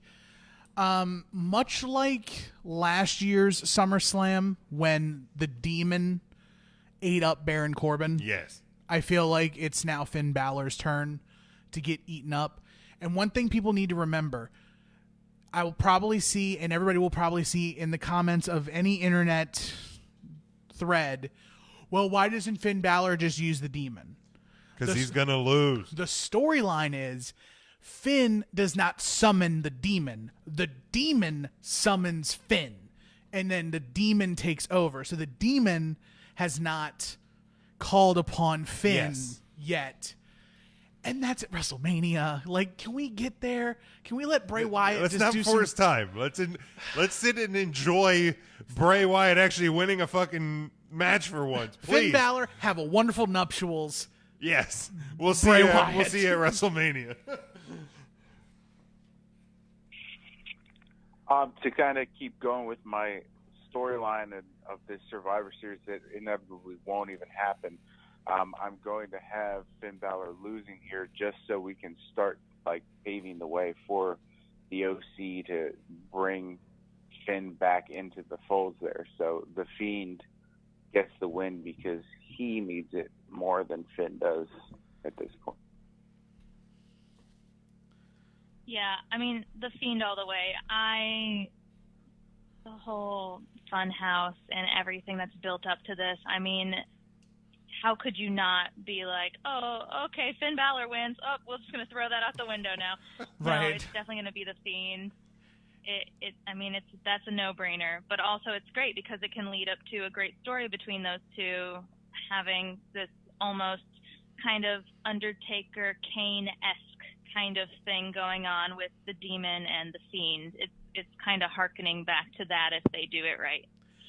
I have a question for the PA contingent of 3 Count Thursday. Yes. So there's 5 of us. Yes. For Halloween, can we all dress up as the members of the Firefly Funhouse? Where one of us is Bray, one of us is Ramblin' Rabbit, one of us is Abby, Sister Abigail. one of us is Huskus the Pig Boy. Yeah, okay, Tim, you can be Huskus the Pig Boy. I will be Huskus the Pig Boy. I kind of like this idea. And one of us can be, I said Ramblin' Rabbit. Who's, the Vulture. What's the name of the Vulture? Mercy. Mercy the Buzzard. So we can do Mercy. I like this. Mercy, Huskus, Ramblin' Rabbit, Sister Abigail, and Bray Wyatt. I love it. Yeah. I love Just a thought, I do like this idea. Anyway, I can cover my face in chocolate. We just have to find a Halloween party or throw a Halloween party. Yeah, just throw one. Halloween is on a Friday this year. Yes. Because that is Super Sandown 4. No, it is Halloween. Halloween's on a Thursday this year. Oh, I was going to say it's on a Thursday. Yeah, it's a Thursday because. So we can actually. We get to dress up for the podcast. Oh, Tim just got real happy. Tim just got super happy. I thought he was going to break his headphones. He started waving them around. I think he is going to break them. Oh my gosh! All right, well that's probably going to be a thing. That's probably going to be a thing that's going to happen on the podcast then. All right, let's keep moving here. Couple more matches to go. Singles match. If Kevin Owens loses, he'll be forced to quit WWE. Kevin Owens versus Shane McMahon. Myself, Ryan, Mark, we all have Kevin Owens. I guess theoretically, if Shane would win, you could do one of these, beg for your job back sort of stories. But I think similar to some other themes of the show, and being that this is like the WrestleMania of the summer, this is a show where storylines come to die, and that's what needs to happen with this. So Kevin Owens gets the win. We all move on. I really want Kevin Owens to win this. I've got Kevin Owens winning this, but I can easily see. Oh, I can too. Yeah, because I feel like he's gonna lose. I feel like Shane's gonna lose though, because I feel like there's gonna be a major table set after SummerSlam to get ready for the Fox move. Okay. And we're gonna start seeing more and more influence of Heyman and Bischoff. My just hope is that Bischoff doesn't see a lot of stock in Shane McMahon best in the world. But I'm sorry, Matt. I don't want to throw salt on your favorite wrestler of all time, but I hope you can forgive me in saying that I hope Kevin Owens wins. For the simple fact that it would serve all of you right that Kevin Owens would have to leave the company. Don't say for it. Sure. I am picking and hoping that Shane McMahon wins, and I will gladly don my Shane McMahon jersey that I was gifted on Christmas 2 years ago again. Wow. Bubby. Wow. Matt, I thought I knew you. That's all right. Well, I definitely want Kevin Owens to win. Thank you. I think he's going to win. I like Shane McMahon in certain ways, in certain storylines, in certain aspects, but I think this one is not a good one for him to come out on top of. The only way I think he would come out on top of is if, he jumped off the burning rafter somewhere and did some kind of crazy bump like that and just, took out half the crowd, including Kevin Owens. I don't know. That's the only thing I can say. Let me ask you this, Brittany. How did you feel about the Shane McMahon AJ Styles WrestleMania storyline? Was that Shane McMahon that you were okay with? No. No, I'm not okay with Shane McMahon being in bigger pictures like that. I'm cool with Shane McMahon dancing around and doing his little thing on the walk and just having fun like that. But when he starts wrestling, then I'm not fine with it. It's okay. Go back to your desk. Yeah, just wanted to get that input there. That's interesting, isn't it, Jim? Isn't Matt, how much did you pay her to say that? That's all I want to know. Can we a lot of money? I'm sorry, what? You paid me nothing. Yeah. Can we talk about how Shane McMahon is the gutsiest dude in the world because he is forever wearing jackets in the summer? Like, as a person who sweats a lot like Shane McMahon, why is he forever wearing it's because if he didn't wear jackets, his shirts would be literally dripping. At least the jacket contains the sweat. In the middle of like 100, and it was like 105 degrees the last time they were here in New Orleans, and he was in a jacket, and I'm like, who are you? 100 in hell. It's hot. Yeah, I'm telling you, it's just because he has to have the jacket has to be like lined with like super absorbent towels or something to just keep the sweat from dripping off of him. He just needs dry fit everything. Like him and Lesnar battle in like sweat off matches, just sitting in the back. Like I'm convinced that's a thing that happened. Catching up on some comments here from the last match. William and Devin both had Bray Wyatt winning. On this one, Devin has Kevin Owens winning, and so does William as well. He says Shane will go back into the office and stay off TV. I think, it won't be quite as in our face as it has been. I think he'll pop up from time to time, but it will not be what it's been. So now let's go to the 4 big-time title matches. How you doing, Rob Noxious, joining us on the comments here. And again, if you're following along on the live video, give it a share. Get some people who like wrestling in here and discussing this with us. Let's go to the singles match, WWE Championship, and a story that has been told fantastically over the course of this build. Randy Orton challenging for Kofi Kingston's WWE title. Ryan and Mark have Kofi. Somewhat to my disappointment, and Tim is already snarling at me. I have Randall Orton picking up his, 15th? Would this be 15 for him? Ooh, he's getting in John Cena territory. But no, I have Randy Orton winning. I do. I have this weird feeling that that's the trigger they're going to pull this weekend. Yeah. I love this is the match I'm most looking forward to of all the weekend.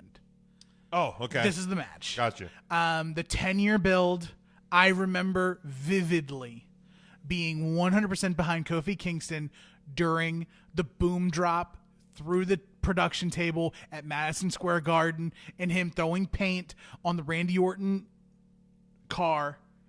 And I was here for it. And then when they snuffed him out and Randy Orton called him stupid, I was heartbroken. And now that they're paying off the fan in me who has followed both of them, followed the WWE for the last 10 years, that they're giving it back to me, and this is the story. It's so good. I absolutely want Kofi Kingston to win this, but I cannot be mad if Randy Orton wins. So your pick, though, is my Kofi. pick is Kofi Kingston. Okay. Year of Kofi. Yeah, I think of all the people that they could drop this belt to, and now that I just said those words, I know it's going to happen, but Randy Orton makes the least amount of sense. So I will pick Kofi, and I will just accept how wrong I am on Sunday. Well, if you're wrong, then I'm wrong too, because I'm going to pick Kofi. I love this payoff. I mean, yeah, it's been 10 years in the making, and most of the stuff people don't remember, but going back to it, it's just so great to see this finally. I get a payoff from the WWE. Love it. So good. But you have to play a drinking game when you watch this match, because you have to drink every time you hear the word vintage. You have to drink every time you hear out of nowhere. You have to drink every time they mention Kofi going back to Ghana with his belt. And you have to drink every time they mention this has been 10 years in the making. because now all of a sudden they like remember and they're like, oh yeah, that's right, let's hype it up. It's like they put this match together and then they remembered like, oh yeah, they have history. Oh man, we can use this. It was like all of a sudden out of the blue they just remembered. But yeah, I think Kofi's gonna keep it because Randy doesn't need it. Randy Orton's Randy Orton. I mean, he is who he is. He doesn't need it. Kofi needs it more, and what Kofi's doing with it and what it's symbolizing to so many people is huge. And even WWE is not going to throw that away for Randy Orton when Randy Orton can just come out and do an RKO on anybody and get over. Or his wife can do one on him. Yeah. And let me be 100% clear. Randy Orton's wife is a smoke show. Oh, absolutely. Okay. but oh my God, yes, she is. Yes, she is. Right. Oh, can I get a witness? But I am not. Preach. I am not happy about my pick. I am not happy about it. Hey, man. But like, it just, I don't know. It just, I have that feeling. You know, like that feeling like about 3.5 hours before you throw up. Where like you get that like I'm a little 3.5 hours. You get like that first taste of like, did I eat something bad? Yeah. And then it kind of goes away for a while, and then like you come back later and you get sick and you're like, yeah, man, I should have seen this coming.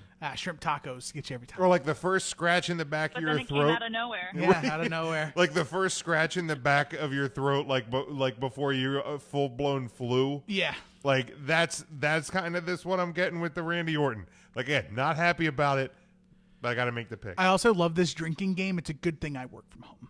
Yeah, I was gonna say, do you want us to all be dead? Like, I mean, like that's a dangerous game. I got but only one life to live. I'm from New Orleans. I'm from New Orleans. We go hard here. Well, so. that's true. For us Pennsylvania people, maybe only pick one of those 4 items. Nah, man, I got them all. To drink on. Tim, Vintage go ahead. Some of us have to go to work on Monday, Tim. I do too. It's just mine's 15 I steps from my bed. I was gonna say I actually have to get up and drive to work, albeit a 6-minute commute. All right, let's keep moving here. The SmackDown Women's Championship match, Bayley defending against Ember Moon. Myself, Ryan, and Mark all have Bayley retaining. I wouldn't be surprised if they, kind of pulled that fast one and threw it on Ember, but I think she will get her due in time. But I think, especially if some of the If the buzz that's been buzzing since right after WrestleMania actually turns out to be true this time, and that Sasha's returning, I think there's much more to this if Bayley retains. So we all have Bayley. I also have Bayley, and I wholeheartedly believe that Bayley's hood rat friend Sasha Banks will show up and be here again, and hopefully without the dye job. Like, I'm here for a freshened up Sasha Banks. Like, I think there is money involved. There's money to be made. Sure. Still with Sasha, especially now. And we'll talk about it a little later on the podcast, but since they've announced the happenings of WWE 2K20 and the feature that you get to play as the 4 horsewomen, how are you going to hype that up? How are you going to do that if you don't have one of them? You're just going to have gray cloud over Sasha Banks. Like, you would want to have Sasha in the fold. At least in the near future through into October when the game releases. Everybody needs a recharge, man. Yeah. She's been going hard for a lot of years, and there was a lot of talk a year ago, 18 months ago, 2 years ago that she was banged up, that she was beat up. So you know what? Take some time off, refresh, come back at it, and come back and clean, because she's really good. So, Matt, your pick here. Yeah, I have Bayley winning just because I don't think the timing's right for Ember Moon. I think she will have a good run with the title at some point. I just don't think that we've seen enough of her developed on the main roster yet to give it to her at this point. I think it's going to be Ember Moon because since when did WWE ever wait for it to be the right time for somebody to have the title? So true. So I think it's going to be Ember just because I do hope that Sasha comes back soon. I mean, she had a well-deserved break. I mean, she was beat up for a very long time, and she needed a break. And I think Ember's going to have it for a minute. I think Sasha's going to come back and possibly take it from Ember, and then we're going to have a Sasha Bayley off at WrestleMania of some sort. And that would be a lot of fun. Yeah, especially now, like the last couple of weeks on WWE television, they've given the shades of gray to Bayley. Yes. Where Bayley hitting the Bayley to belly out of nowhere on Ember Moon for apparently no reason. Right. So I'm really interested to see what the dynamic might be, is if it's a less than sterling Bayley versus a less than dirty Sasha. Yeah. Where you cross those paths at the same time, kind of naturally, without without either of them being. You're not sure who's what. It's just kind of, this is what you're getting. Pick a side or don't, and just enjoy it. Devin, Gerald, and William all have Bayley picking up the win here. All right, let's move to the Raw Women's Championship match. Becky Lynch defending against Natalya. Intern Mark has Becky winning. Ryan and myself have Natalya winning.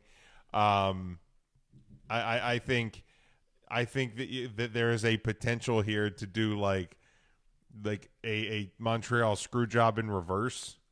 For God's sake. But they're obviously they're playing up similar to the 1997 stuff, the Canadian versus the not Canadian thing. So I whatever happens, whether it is Natty, whether it's Becky, I don't think it's clean either way here. I think there's going to be some fucking going on with the end of this match. But I have Natty winning, as does Ryan. Yeah, and for the first time of the night, I'm actually seeing eye to eye with what Gerald's saying. Who knew that it'd only take like a good hour and plus minutes of the pod for Gerald and I to finally shake hands, Mega Power style. I got Becky here. I got Becky winning. I don't think that the man's time is over quite yet. Yeah, I think the man's time will come to an end relatively soon, but I don't see it happening to the likes of Natty. I mean, they might as well put. I'm going to stop. Yeah, Yeah, sir. Jeez. You keep him in check. Keep the belt on Becky.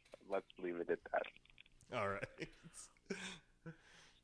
Well, I'm going for Natty because it's a submission match, if I remember right.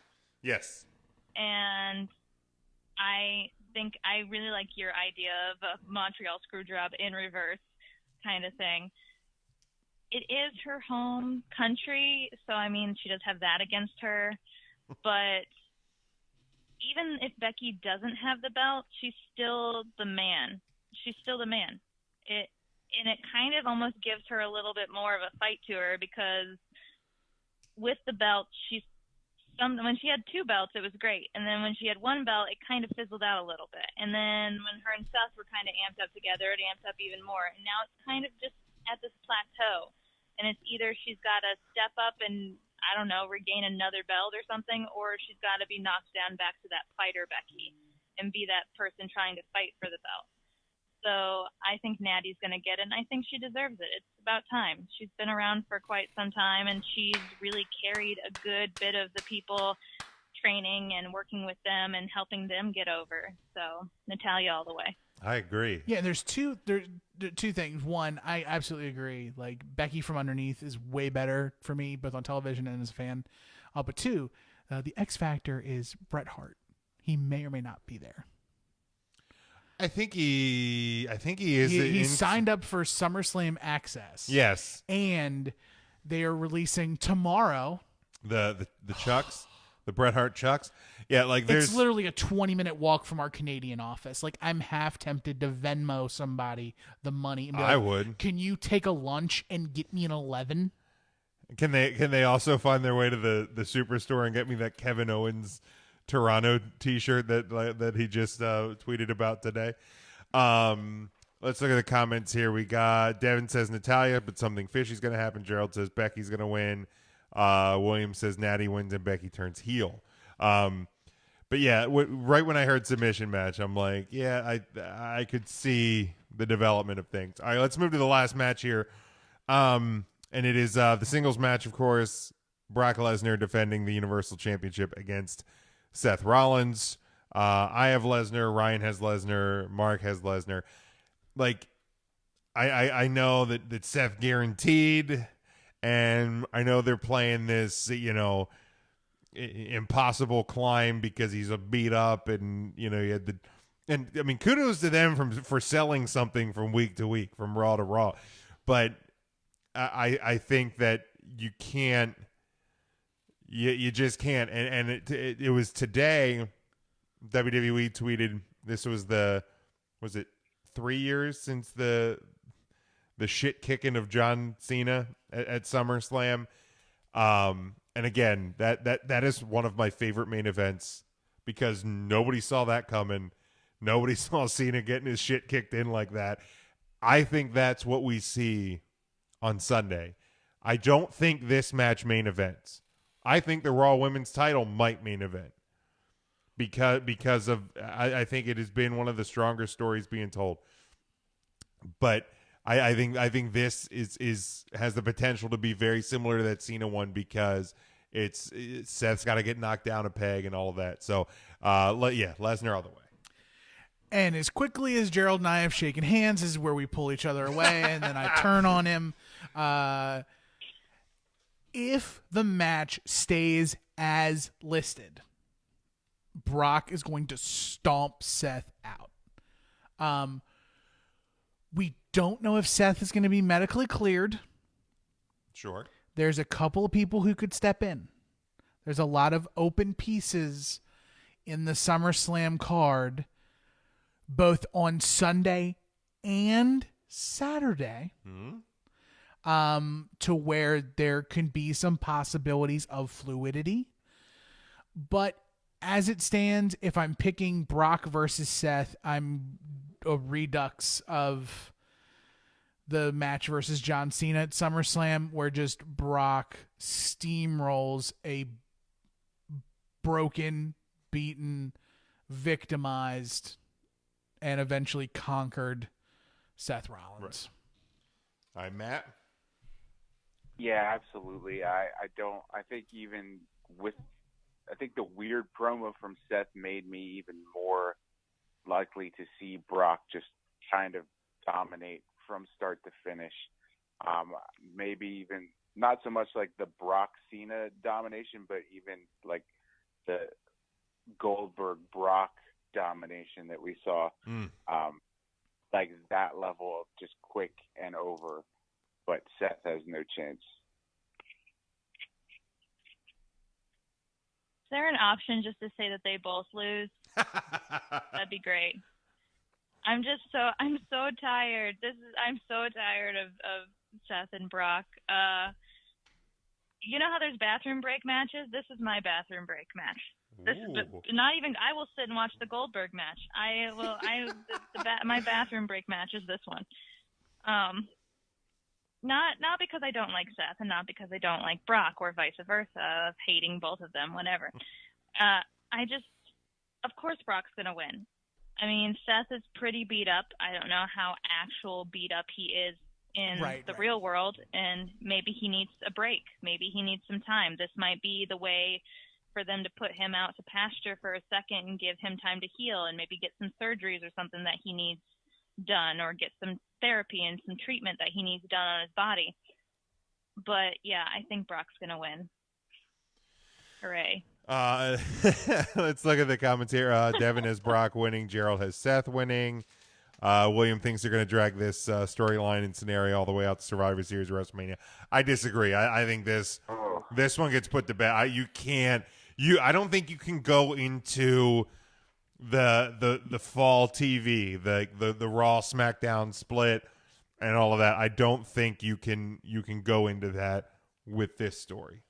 I think that would be a mistake. In terms of, what Seth's health may or may not be. I personally haven't seen anything that suggests that he is hurt for real, but sometimes they keep these things hidden. You do one of these storylines, a quick hitter match, and he goes away for a while. It's certainly plausible. I mean, the guy has been going at about 110 here for a while. So, which match? Now, Tim, you said your match you're most looking forward to was the Kofi Orton, correct? Yes, that's correct. For me, without question, The Fiend versus Finn Balor, because I have been Team Bray since day one throughout all the fucking that has happened to Bray Wyatt over the course of his career. And so help me God, I am hook, line, and sinker like an idiot, just walking off the plank into the freaking fire myself. I've bought in again, but I'm just hoping that this is the time that they can't screw this up, please. That is why that match is the one I'm looking forward to the most this weekend, to see if they finally do just one thing right one time. Oh, but they can. I know they can. That's what scares me. Matt, which match are you most looking forward to for the weekend?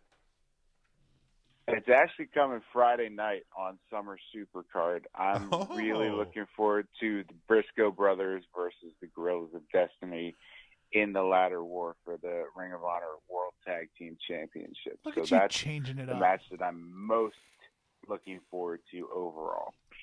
Very good. And Brittany, which match this weekend are you most looking forward to? I have to say, NXT-wise, it's Candice and Io Shirai. That's my favorite go-to match. And for SummerSlam, I do have to go with Kofi and Orton, because those two always, whoever they wrestle great, and going against each other, I think it's going to be good. And I think Orton's going to throw Kofi randomly onto something and not look where he's throwing him. So that'll be interesting. All right, Brittany, just to remind people, where can they follow you on social media before we let you go here? You can follow me at the Brittani Nikole on Instagram, or you can follow me on Twitter at LookIt'sBrittany. And I'm friends with 3 Count Thursday, so if you need to do some digging and find me through there, you can always find me that way. All right, well, we appreciate you joining us here for the prediction show. It's been fun as always, and I'm sure we'll hear from you again sooner than later. Yes, thank you so much. And I'm just gonna fly up there for Halloween so that I can be part of this whole dress up thing going on. We'll have a chair for you. Perfect. Yes. All right, see ya. Thank you all so much. Take care. Bye. All right, so we're gonna have to hit the news cycle here pretty quick and fast as we're coming up near the end. Oh boy, here we go, lightning round. But AEW announced this week the next 2 cities to start their TV. Of course, the opening week is in Washington D.C. Week 2 is in Boston at the Agganis Arena. That is on October 9th. Philadelphia. Episode 3 on October the 16th at the Leah Course Center. That is on Temple University's campus. Ticket pricing and event on sale. Date and time will be announced tomorrow at noon Eastern on AEW's social media and website. They filed a trademark this week for AEW Revolution. For a wide variety of merchandise, but more importantly, video streaming and ongoing TV series. So that appears to be the name of the TV show potentially. I guess theoretically it could also be a pay-per-view name, because they are going to have 4 pay-per-views a year. Obviously, they had trademarked Wednesday Night Dynamite at one point. The Revolution name seems odd to me, because that's kind of how NXT started on the network with our Evolution, and WWE's done WWE Evolution. And the Women's Revolution turned into the Women's Evolution. I don't like this name for AEW. I don't mind it, because it is a revolution. It is. It's true to that. I don't think it's going to be the TV show. I don't think it's going to be anything else. I think it's just going to be branding. Like, I think very much the same effect of like ECW joined the revolution. Like, it's a phraseology that Cody has used a lot in his promo work, that AEW is a revolution. So having the trademark on it isn't horrible. And yeah, I mean, it's smart if you're just going to keep pounding that drum. They announced that the Casino Battle Royale is returning for All Out, but it was announced that a women's Casino Battle Royal will take place at the All Out pre-show. The winner will become the first contender for the inaugural AEW Women's Championship, which, of course, will be crowned on their TV debut on October 2nd. There'll be 21 entrants to the Battle Royal, begin with 5 wrestlers, groups of 5 entering every 3 minutes after that. The 21st wrestler will then enter on their own. The match will include members of the AEW roster and others who aren't signed with the company. Teal Piper, Roddy Piper's daughter, Ariel Teal Toombs, Ivelisse, and Jazz have all been announced in the Battle Royal.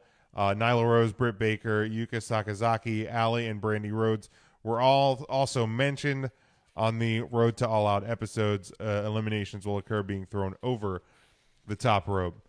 Piper's daughter being in that got the most attention out of me.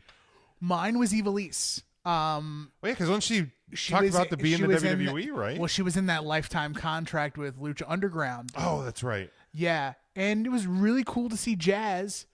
Wasn't expecting to see her in a big steel mask or be bald, but cool. I'm here for it. I'm here for Jazz. I love Jazz.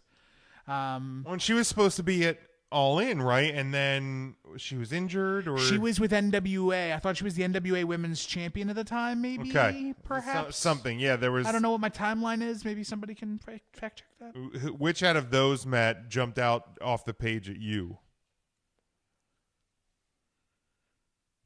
I'm sorry, I blanked for a second. What was the question? Oh, for the Casino Royale, the women's Battle Royal. Was any of the kind of surprise names that I mean, for me, like I said, Piper's daughter, that immediately grabbed my attention. Yeah, I think that brought the most shock value. I don't really know too much about her in the ring, so we'll see. But I mean, it's not like AEW hasn't put not so great wrestlers in the ring before. Yeah. Just saying. Yeah, it was the CEO Alex of the video Jabali. company. Yeah. Stephen Amell. Yeah. Yeah. All right. We already hit that SummerSlam weekend is announced for next year. It will be in Boston at the TD Garden. Of course, SmackDown on Friday, Takeover Saturday, SummerSlam Sunday, and Raw on Monday. Goldberg, of course, made his return this week on the Wrestling Observer Radio. Meltzer reports that Heyman could possibly plan on using Goldberg as a special attraction. You think of it similar in a way towards the end of Bruno Sammartino's career, where he would show up, once every 6 months, once a year, something like that. Could potentially see Goldberg in that role. I mean, if he keeps himself in shape and he doesn't try to do any shoulder head spot near the turnbuckle post, then it may not be a terrible idea if it's one of these kind of surprise. I mean, the pop that he got on Monday, even after what happened at Sands of Time or whatever the hell the show was called, that tells you there's monetary value for the WWE and Bill Goldberg. Very much so. To compare him to Bruno Sammartino is a little sacrilegious. Well, no, I don't. It's not your words. It's Dave Meltzer. What does he know? But yeah, I'm fine with having Goldberg show up. I'm fine with having because Goldberg's never formally retired. Yes. Well, and here's the thing too, and I'm not purposely trying to defend Dave Meltzer, but I don't think he was saying Goldberg is the next Bruno Sammartino, but used in that fashion. And with his connection with Paul Heyman, and Paul Heyman being the Sherpa of Raw moving forward, that's kind of a no-brainer. Jessica Carr, known as Kennedy Brink on the Indies, has been obviously a referee with the WWE for a period of time now, mostly in NXT. I know she worked Evolution, but it possibly appears that she has now been called up to the main roster. She was in the 24/7 title segment as the OBGYN this week, but she also was out there on SmackDown as well. So it's something to keep an eye on. She's a former guest of this show, and that would be the first full-time. I know she's the first full-time female referee in WWE's history, but would obviously then be the first on the main roster. Mm-hmm. So it'll be something to watch. So that's something pretty cool as well. This one kind of came out of nowhere. No pun intended, or to tie back to Randy Orton. Billy Corgan announced the NWA will soon begin producing their own series, with the first taping scheduled for the end of the summer. The tapings will take place in Atlanta, September, October. No specific location of the tapings. He stressed the importance of the eyes, in his eyes, of taping in front of a live studio audience. Came out of nowhere, but we've been all in favor. And the NWA recently split, from Ring of Honor. So it looks like they're kind of going out on their own. I'm super excited for it. Yeah, and they've kind of had a partnership lately with Impact Wrestling and House of Hardcore. I'm just very curious to see what kind of distribution they have. What route are they going? Yeah, I don't know if it'll be like a YouTube thing. I bet it's going to be like a YouTube or a Twitch thing. Which, I mean, not a bad way to go about it at the start. Mm-hmm. But again, and for the NWA to do stuff in the South, probably smart as well. I think that's your hotbed as the NWA. This one exciting. This is a rumor, and I know the source. The source is usually wrong. I just pray to all the wrestling gods that this guy Brad Shepard got this one right. And I think you and I were talking about this, or I pointed out to you guys that there is a rumor as of right now that the SmackDown Fist may be returning when they move to Fox. Now, I will say this: if you've seen the logo for SmackDown Live once they move to Fox, it has more of kind of a stone look to it, which the fist was kind of breaking through the wall. I don't know if maybe I'm just hoping and reaching into it. It's sitting up there collecting dust in the warehouse. But please, wrestling gods, fist me. I was going to say the exact same thing. I was going to be like, I only got 2 words to say. You can take them however you want. Fist me. Matt, are you in favor of getting fisted? Why not? Hey. Try anything once, right? We're fast and loose here. That's right. The MLB playoff schedule, Major League Baseball, released their playoff schedule earlier this week, and Fightful.com highlighted a few potential conflicts for WWE SmackDown and AEW. Game 3 of the World Series is scheduled for Friday, October 23rd, which means SmackDown would likely be pushed to FS1. Game 4 of the American League Championship Series is scheduled for Wednesday, October 16th on Fox and FS1. If NXT would be moved to FS1, that would impact them as well. WWE's upcoming FS1 studio show could also be the victim of MLB playoff coverage on Fox, depending which day the show ends up on. It's also worth noting the MLB playoffs will impact AEW. AEW on TNT premieres October 2nd, be the same day as the AL wildcard game on ESPN. Game 2 of the World Series on October 23rd would go head-to-head with AEW on TNT. So it wouldn't impact the channel that they're airing on, but could hurt them from a viewer standpoint, because everybody and their mother is going to have their eyes on what the ratings will be for AEW, especially the first night. This one I saw come out earlier, and I know we've run a little bit past our normal 11:30. But Trevor Murdoch, former WWE superstar, and he has worked with Harley Race in his school. He posted to social media, I guess it was over the weekend or early this week. He said, I just wanted to put this out there. Harley needed to be transferred from Atlanta to St. Louis. He needed to take a med flight because he was in rough shape. Medicare wouldn't help him. A call was made to WWE, and 10 minutes later it was paid in full. Vince McMahon never blinked an eye. He wanted to make sure Harley was taken care of. Thank you, Vince. You gave me 2 more days with Harley. Hashtag thank you, WWE. Hashtag everyone should know. It was just something that caught my eye because, and again, I understand that this is a reality situation versus WWE programming and all of that, but it's always good to point out the good with the bad. So kudos to the WWE and to Vince McMahon for doing what had to be done there. And then finally, of course, WWE 2K20, the cover art was released, of course, with Becky Lynch and Roman Reigns. The worldwide release of the game coming on October 22nd. Marks the first time that Becky Lynch and Roman Reigns will grace the cover of a game. Let's see here. They just a couple of the showcase and game modes. 2K Showcase mode spotlighting the women's evolution, which follows the accomplished careers of WWE's 4 horsewomen. The debut of WWE 2K20 Originals, a collection of 2K Showcase downloadable content designed to let players explore new playable worlds and experience unique themes beyond what's available at the 2K20 launch. The ability to compete as male and female superstars in my career in mixed tag team matches.